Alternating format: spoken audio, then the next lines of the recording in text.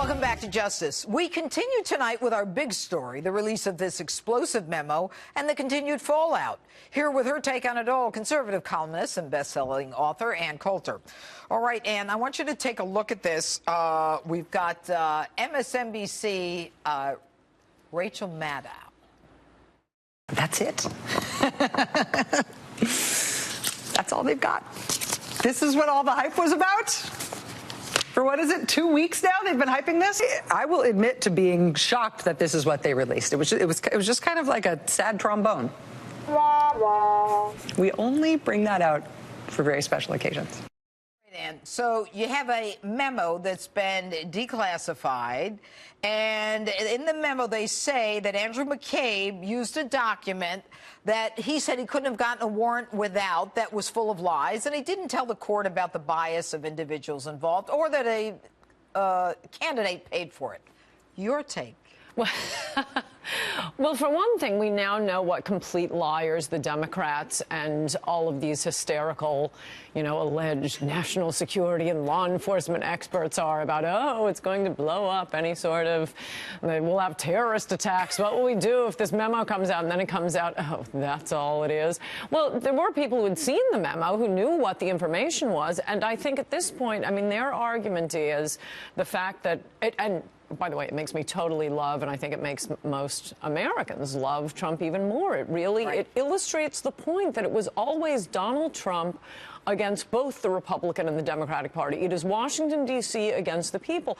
And when you see the way high-level officials, not, as everyone has said, the rank and file, but high-level officials at the FBI were using documents funded by the Hillary campaign, someone who hated Donald Trump and didn't want him elected. And by the way, who started the whole Russia investigation? I don't think a big enough point has been made of this. It was Peter Strzok. Right. He was the one who started the investigation. He's the one who's texting with his mistress.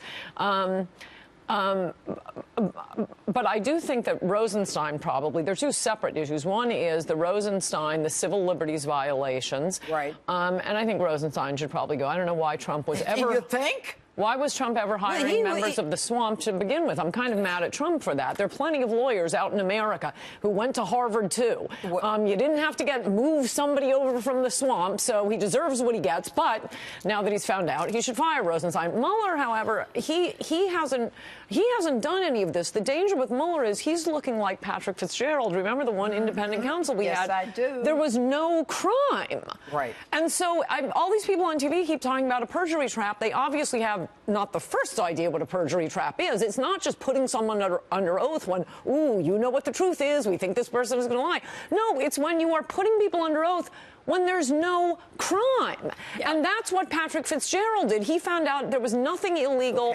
about revealing a name, and then he puts all these people under oath. Valerie Plame, somebody disagrees. Somebody, yeah. And you find, and so if there is no crime here, and it's looking like there's no crime, remember that the entire Russia argument, the entire Russia collusion argument, comes from these four members who, they weren't members of Trump's staff. They were hangers-on mostly. It's Roger Stone, great guy, but he keeps offering to testify publicly. Let's try to... You have Carter Page. Carter Page, Papadopoulos. You have Sessions and Papadopoulos. Right. Every single one of them has fallen apart, and all you hear them say on the other networks and the Democrats is, well, this could be part of an obstruction of justice. Well, number one, no, if there's no crime, he shouldn't be putting anyone... Right. But and number collusion, two, by the way, is not a crime. You can't put 0 plus 0 plus 0 together. So at this point, I think we have a reason to ask, what is it that Mueller's investigating? The whole thing was smoke and mirrors created by the swamp. Okay, it's not just smoke and mirrors created by the swamp. It is worse than that.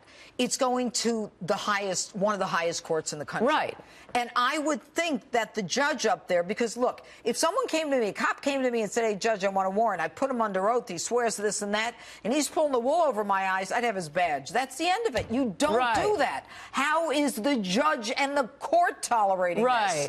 And how is, if you got James Comey going in for an extension on the warrant after he's just told the president's unverified, then how do you go before a judge and get an extension on an even higher level of probable cause? And Rosenstein himself. No, but the civil liberties issues, I do think, are different from the Russia collusion story by itself. Right.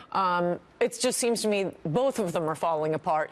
And the argument that is being made on the other side is, oh, no, the sleazy, unverified dossier, that was just one of lots of evidence. That's why it's out of context. It's out of context. So, okay, can't the president declassify the entire thing? I think he ought to. He can, but you know, I think he's worried about making interjecting himself in this. No. But see, here's the thing. This is corruption. If they had other evidence that supported the wiretap, why put in the dossier that's full of lies? If you really had other evidence, why is the dossier? Why did Andrew McCabe swear that it was it? And also, I think very importantly, why hasn't why are you bothering with the Manafort stuff and the little cheap stuff if they have proof that Carter Page was conspiring on behalf of Donald Trump to inject millions of dollars into the campaign? Well, we would have indicted the president already. Well, but here's the thing. Carter Page is walking around because he hasn't done anything, apparently.